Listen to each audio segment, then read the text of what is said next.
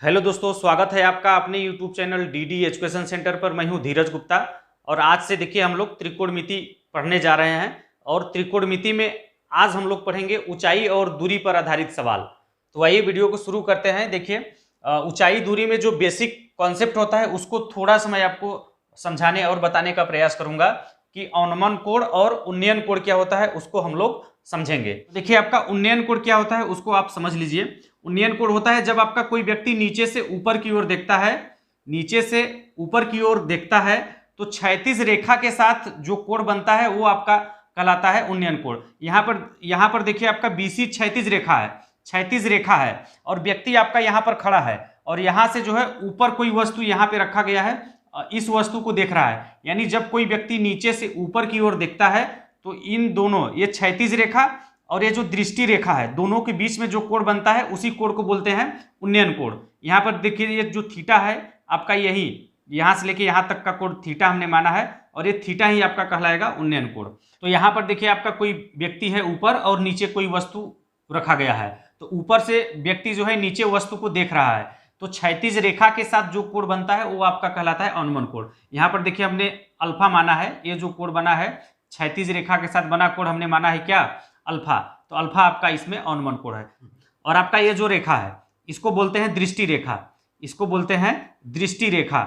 तो ये हो गया आपका अवनमन कोण। तो यहाँ से देखिए आपका उन्नयन कोण और अवनमन कोण आप समझ गए होंगे। तो वही वीडियो को शुरू करते हैं। देखिए आपका ऊंचाई दूरी में पहला सवाल है, 50 मीटर ऊंची मीनार के पाद से 50 कड़ी में 3 मीटर दूरी पर स्थित किसी बिंदु पर मीनार का उन्नयन कोण है। और आपके सामने देखिए 4 विकल्प दिया है, आपको बताना है मीनार का उन्नयन कोण इन चारों में से कौन सा है। देखिए आपका ऊंचाई दूरी में जब भी आपको सवाल दिखे सबसे पहले आप चित्र बनाना सीख लीजिए कि चित्र कैसे बनता है। अगर आपको चित्र बनाने आ गया तो ऊंचाई दूरी का कोई भी सवाल आप बहुत ही आसान तरीके से हल कर सकते हैं। तो देखिए सवाल में कह रहा है 50 मीटर ऊंची मीनार के पाद से, तो आप सबसे पहले क्या करिए, 50 मीटर ऊंचा एक मीनार खींच दीजिए।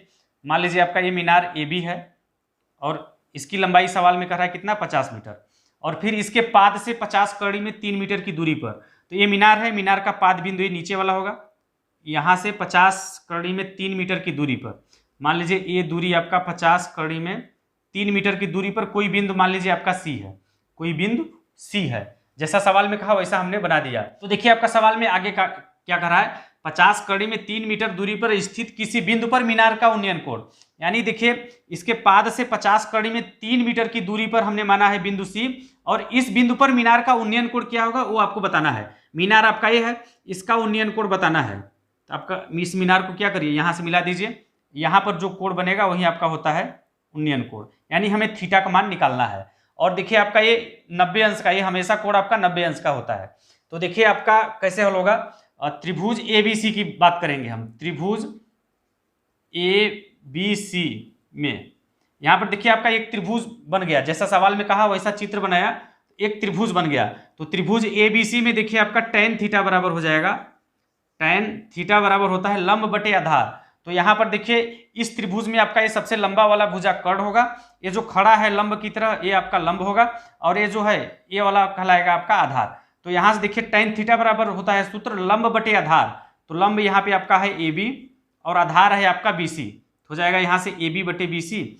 और फिर tan थीटा बराबर हम लिख सकते हैं tan थीटा बराबर ए बी का मान मीनार की ऊंचाई है, ए बी आपका मीनार की ऊंचाई है और मीनार की ऊंचाई दिया है 50, तो 50 लिख देंगे। बी सी आपका इसके पाद से 50 कड़ी में 3 मीटर की दूरी पर सी बिंदु है।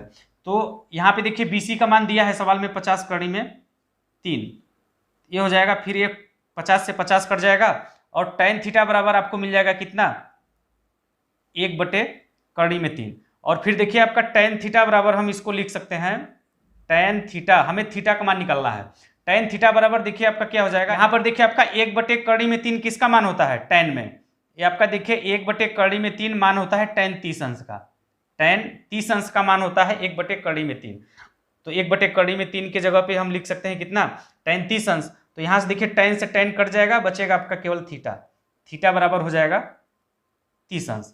तो मीनार का जो उन्नयन कोण है यानी ये वाला कोण आपका कितना हो जाएगा, 30 अंश। तो आपका ऑप्शन नंबर ये सी वाला सही हो जाएगा, 30 अंश। और फिर देखिए आपका अगला सवाल है, एक सीढ़ी जिसकी लंबाई 45 मीटर है किसी मीनार के शीर्ष को स्पर्श करती है तथा 36 से 60 अंश का कोण बनाती है। मीनार की ऊंचाई होगी। आपके सामने देखिए 4 विकल्प दिया है, आपको बताना है इन चारों में से कौन सा सही उत्तर है। तो देखिए एक सीढ़ी है जिसकी लंबाई 45 मीटर है, किसी मीनार के शीर्ष को स्पर्श करती है। मान लीजिए आपका ये कोई मीनार है, मान लीजिए आपका ये कोई मीनार है और 45 मीटर की एक सीढ़ी है और इस मीनार के शीर्ष को टच करती है। मान लीजिए आपका ये कोई मीनार ए बी है और फिर इसके बाद मीनार के शीर्ष को एक सीढ़ी जो है टच करती है। सीढ़ी आपका ऐसे ही लगाते हैं ना, ये जो आपका सीढ़ी है मीनार के शीर्ष को टच करती है, स्पर्श करती है मतलब टच करती है, तथा 36 से 60 अंश का कोण बनाती है। 36 से 60 अंश का कोण बनाती है। तो आपका देखिए आपका इसको यहाँ से मिला दीजिए, ये 36 रेखा खींच दीजिए। ये जो सीढ़ी है 36 आपका ये होगा, 36 आपका ये है, इसके साथ जो है 60 अंश का कोण बनाती है। ऐसा सवाल में कह रहा है 60 अंश का कोण बनाती है। ये आपका क्या है, सीढ़ी। यहाँ से जो ए है आपका, ये जो रेखा है ये है आपका सीढ़ी, ये आपका क्या है, सीढ़ी है। ये हमने सीढ़ी रखा हुआ है। ए सी आपका सीढ़ी है, ए बी आपका है मीनार। ए बी क्या है, मीनार है। मीनार के शीर्ष को जो है एक सीढ़ी टच करती है और ये जो सीढ़ी की लंबाई है सवाल में दे रखा है कितना, 45 मीटर। सीढ़ी की लंबाई भी दे रखा है कितना, 45 मीटर। और बीसी क्या है, एक क्षैतिज रेखा है। बीसी आपका क्षैतिज रेखा है जो मीनार के पाद को और सीढ़ी का जो निचला बिंदु है दोनों को मिलाता है। तो 36 के साथ 60 अंश का कोण बना रहा है सीढ़ी, तो 60 अंश हमने दिखा दिया। और फिर इसके बाद देखिए इसको हल करते हैं। तो हमें निकालना क्या है, मीनार की ऊंचाई। तो मीनार की ऊंचाई यानी ए बी का मान आपको निकालना है। तो मान लीजिए मीनार की ऊंचाई h है, मीनार की ऊंचाई हम क्या मान लेते हैं, h है। तो आपका देखिए त्रिभुज ए बी सी में, त्रिभुज ए बी सी में आपका देखिए ये 90 अंश का होगा, हमने आपको बता दिया है। जब भी आपका चित्र बनेगा ऊंचाई दूरी का, उसमें जो कोण होगा ये वाला 90 अंश का ही होगा। तो त्रिभुज ए बी सी में आपका देखिए क्या हो जाएगा, ये आपका होता है कर्ण, ये आपका होता है आधार और ये आपका होता है लंब। तो यहाँ पर देखिए आपको हमें यहाँ पर देखिए हमें सवाल में दिया क्या है, कर्ण दिया है और आपसे ऊंचाई पूछ रहा है। तो कर्ण और ये आपका है लंब। तो कर्ण और लंब में क्या संबंध होता है, जो संबंध होता है वही आपका सूत्र लगेगा इसमें। तो देखिए साइन थीटा बराबर होता है आपका लंब बटे कर्ण, साइन थीटा बराबर होता है आपका लंब बटे कर्ण। और थीटा की जगह पे यहाँ पर देखिए सवाल में 60 अंश है, तो साइन 60 अंश बराबर हो जाएगा आपका साइन 60 डिग्री बराबर हो जाएगा क्या, लंब बटे कर्ण। यानी आपका यहाँ पे लंब है ए बी और कर्ण है आपका ए सी, कर्ण है आपका ए सी। ए बी बटे ए सी हम क्यों करते हैं, क्योंकि ए बी का मान हमें निकालना है। ए बी आपका मीनार की ऊंचाई है और ये हमें निकालना है, इसके लिए हमने यहाँ पे लंब लिया।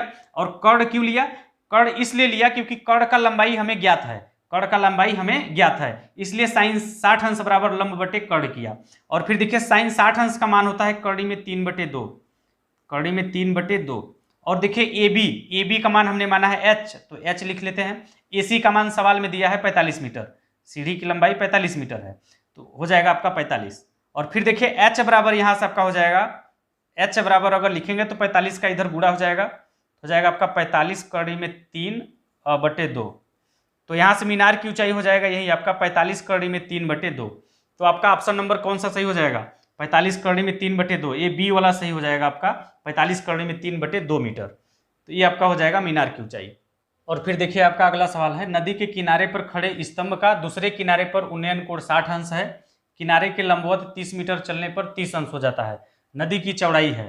और आपके सामने ये 4 विकल्प दिया है, आपको बताना है इन चारों में से नदी की चौड़ाई कौन सा है।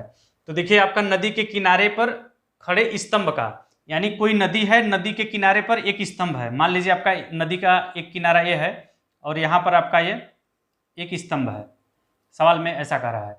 स्तंभ का दूसरे किनारे पर उन्नयन कोण, नदी का किनारा मान लीजिए एक ये है और नदी का दूसरा किनारा मान लीजिए आपका इधर कहीं है, आपका नदी का पहला किनारा और नदी का दूसरा किनारा आपका ये है।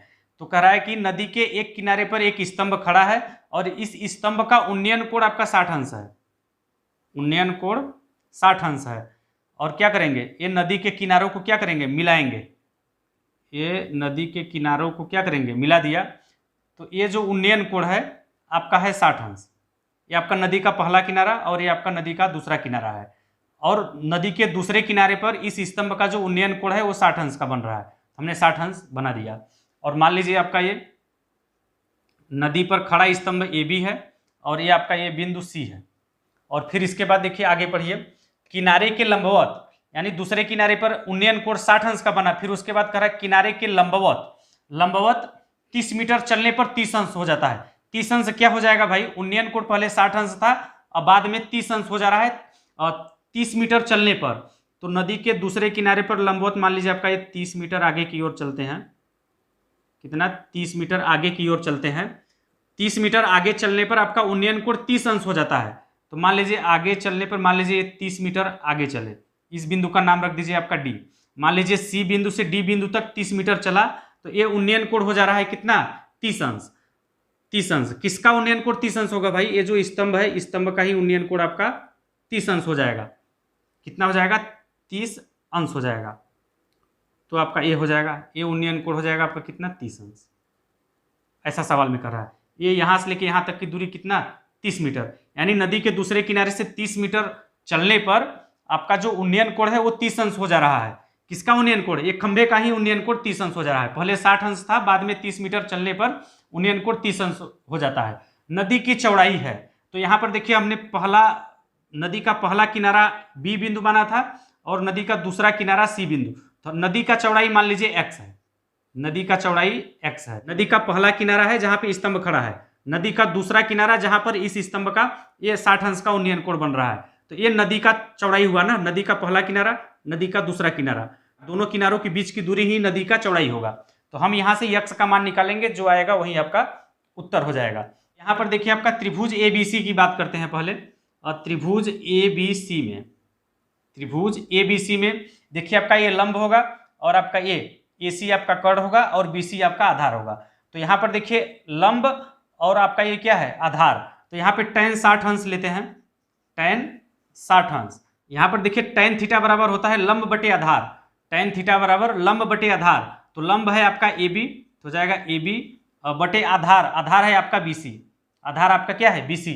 और tan 60 अंश का मान होता है कड़ी में 3, कड़ी में 3 बराबर AB बटे हो जाएगा BC। BC का मान माना है हमने x क्या है, नदी की चौड़ाई। तो यहाँ से देखिए AB बराबर क्या हो जाएगा, अगर हम AB बराबर निकालेंगे तो आपका हो जाएगा, देखिए x का इधर गुणा हो जाएगा, x कड़ी में 3 हो जाएगा AB का मान। इसको मान लीजिए समीकरण नंबर 1। और फिर इसके बाद देखिए दूसरा त्रिभुज लेंगे, त्रिभुज ABD में, त्रिभुज ABD में देखिए आपका त्रिभुज, अब हम ABD की बात कर रहे हैं। ये जो पूरा त्रिभुज है इस त्रिभुज की बात कर रहे हैं। और यहाँ पर देखिए ये जो थीटा है, थीटा का मान आपका रहेगा 30 अंश। तो यहाँ भी आपका देखिए tan 30 अंश लगाइए, tan 30 अंश। tan थीटा बराबर क्या होता है, लंब बटे आधार, लंब है आपका AB, हो जाएगा आपका AB बटे आधार। आधार देखिए आपका ये पूरा BD होगा, आधार आपका ये पूरा BD होगा, BD ये पूरा होगा BD, क्योंकि हम त्रिभुज ABD की बात कर रहे हैं। तो त्रिभुज ABD में आपका tan थीटा बराबर हो जाएगा लंब बटे आधार, लंब AB और आधार आपका BD है। तो tan 30 अंश का मान देखिए आपका होता है 1 बटे कड़ी में 3 बराबर AB आपका ये है। देखिए AB बराबर हमने निकाला है x कड़ी में 3, तो AB के जगह पे लिख सकते हैं क्या, x कड़ी में 3 और डिवाइड बाई BD आपका देखिए यहाँ से लेके यहाँ तक की दूरी x माना है और यहाँ से लेके यहाँ तक का दूरी 30 है।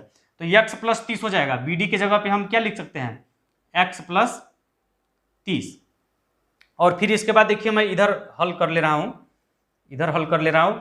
तो इधर इसका इधर ऐसे गुणा हो जाएगा, इसका इधर ऐसे गुणा हो जाएगा। तो आपका देखिए यहाँ से x प्लस 30 बराबर हो जाएगा, x प्लस 30 बराबर कड़ी में 3 का कड़ी में 3 में गुणा होगा, तो इधर आपका हो जाएगा ये 3x। और आपका देखिए 3x और x को उधर पक्षांतर करेंगे तो इधर आपका हो जाएगा 30 बराबर, इधर बचेगा आपका 2x, इधर आके घट जाएगा इसमें से। और फिर देखिए 2 से कट जाएगा तो इधर आ जाएगा आपका 15, तो इधर बचेगा आपका x, यानी 15 बराबर हो जाएगा आपका x। तो यहाँ से x का मान कितना निकल गया, 15। x हमने क्या माना है, ये नदी की चौड़ाई है, x आपका नदी की चौड़ाई है। तो x बराबर हमने निकाल लिया कितना, 15 मीटर। तो आपका ऑप्शन नंबर ए वाला सही हो जाएगा, नदी की जो चौड़ाई है वो 15 मीटर होगा, यानी ए वाला ऑप्शन आपका सही हो जाएगा। और फिर देखिए अगला सवाल है, 50 मीटर ऊंची मूर्ति के पाद से गुजरने वाले तल पर स्थित किसी बिंदु पर मूर्ति के शीर्ष का उन्नयन कोण थीटा है, मूर्ति की ओर कुछ दूरी चलने पर उन्नयन कोण। आपके सामने 4 विकल्प दिया है, बताना है कि मूर्ति की ओर चलने पर उन्नयन कोण बढ़ जाता है कि घट जाता है कि उतना ही रहता है कि इनमें से कोई नहीं। तो देखिए आपका जो सवाल में कह रहा है, पहले हम उसका चित्र बनाएंगे, फिर उसके बाद आपको मैं समझा दूंगा, बता दूंगा कि कब घटता है और कब बढ़ता है। तो देखिए आपका 50 मीटर ऊंची मूर्ति के पाद से, तो देखिए आपका सबसे पहले क्या करिए, 50 मीटर ऊंची मूर्ति बना लीजिए। मान लीजिए आपका ये कोई मूर्ति है, इसकी ऊंचाई कितनी है, 50 मीटर। और फिर कह रहा है कि मूर्ति के पाद से गुजरने वाले तल पर स्थित किसी बिंदु पर, मूर्ति के पाद आपका ये होगा, यहाँ से मान लीजिए कोई गुजरने वाला तल आपका ये है। और फिर क्या कर रहा है, मूर्ति के शीर्ष का उन्नयन कोण थीटा है, गुजरने वाले पाद पर स्थित जो तल है उस तल पर किसी बिंदु पर जो उसका उन्नयन कोण है, मान लीजिए तल पर स्थित बिंदु आपका ये है और इस बिंदु पर इस मूर्ति का जो शीर्ष है उसका उन्नयन कोण है थीटा। मूर्ति का जो ये तल में जो कोई बिंदु है उस बिंदु पर जो उन्नयन कोण है वो है थीटा। मूर्ति के शीर्ष का, सवाल में कह रहा है मूर्ति के शीर्ष का उन्नयन कोण थीटा है, कहां पर, पाद से गुजरने वाले तल पर स्थित किसी बिंदु पर। ये आपका ये मूर्ति का पाद होगा, पाद पर गुजरने वाला तल आपका ये हो गया। इस तल में किसी बिंदु पर स्थित मूर्ति के शीर्ष का उन्नयन कोण थीटा है। हमने मान लिया कि कोई बिंदु आपका ये सी है, ये आपका बी है और आपका ये ई है। तो सी बिंदु पर स्थित कोई बिंदु है और उस बिंदु पर इस मूर्ति का उन्नयन कोण आपका थीटा है। तो ये हमने थीटा कोण दिखा दिया।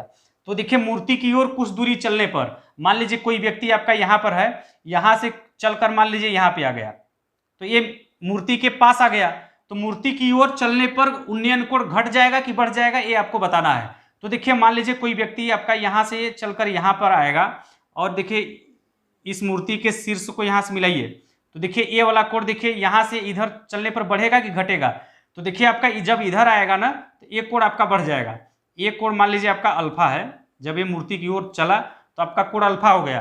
तो ध्यान दीजिएगा, जब कोई व्यक्ति किसी मीनार की ओर या मूर्ति की ओर चलेगा तो उसका उन्नयन कोण बढ़ जाएगा, उसका उन्नयन कोण बढ़ जाएगा। तो यहाँ पर देखिए alpha is greater than theta हो जाएगा, क्योंकि कोई व्यक्ति यहाँ पे था और कुछ समय बाद मान लीजिए आपका वो डी बिंदु पर आ गया, यानी आपका यहाँ से क्या किया, मीनार की ओर या मूर्ति की ओर बढ़ गया। तो जब भी मूर्ति की ओर बढ़ेगा तो जो कोण होगा वो कोण का मान बढ़ेगा।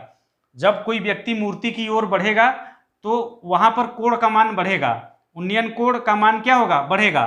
देखिए यहाँ से क्या होगा, जब ये मूर्ति की ओर बढ़ेगा तो कोण का मान बढ़ेगा, यानी मूर्ति की ओर कुछ दूरी चलने पर उन्नयन कोण बढ़ जाता है। ये वाला आपका ऑप्शन सही हो जाएगा। और फिर देखिए इसी में आप थोड़ा सा समझ लीजिए, जब कोई व्यक्ति ये आपका मूर्ति है और यहाँ पर देखिए उन्नयन कोण इसका कुछ बना कोण मान लीजिए आपका थीटा है, अगर यहाँ से क्या करेगा, ये मूर्ति से दूर जाएगा, इस बिंदु से आपका देखिए अगर इस साइड में जाएगा तो उन्नयन कोण का मान घटेगा, उन्नयन कोण का मान घटेगा। मान लीजिए आपका यहाँ से चलकर आपका आ गया यहाँ पर, इस बिंदु का नाम ई रखिए और मूर्ति के शीर्ष बिंदु को यहाँ से मिलाइए, ये वाला कोण क्या होगा, इससे छोटा होगा, यानी मूर्ति से दूर जाने पर जो उन्नयन कोण का मान होता है वो घटता है और मूर्ति या मीनार के पास आने पर उन्नयन कोण का मान बढ़ता है। आप इसको नोट करके लिख लीजिए। तो देखिए वीडियो काफी लंबा हो रहा है, आज के लिए बस यहीं पे रहने देते हैं। अगले वीडियो में मैं आपको ऊंचाई दूरी का और भी सवाल हल कराऊंगा और प्रैक्टिस कराऊंगा। तो चलिए आज के लिए बस इतना ही। आप लोग कमेंट करके जरूर बताइएगा कि हमारा यह वीडियो आप लोगों को कैसा लगा। अगर सवाल समझ में आ गया होगा तो वीडियो को लाइक शेयर कर दीजिएगा। और जो लोग पहली बार हमारे इस वीडियो को देख रहे हैं, अभी तक हमारे चैनल को सब्सक्राइब नहीं किया है तो चैनल को सब्सक्राइब करके बेल आइकन को दबा दीजिएगा, इसी तरह के वीडियो का अपडेट सबसे पहले पाने के लिए। जय हिंद।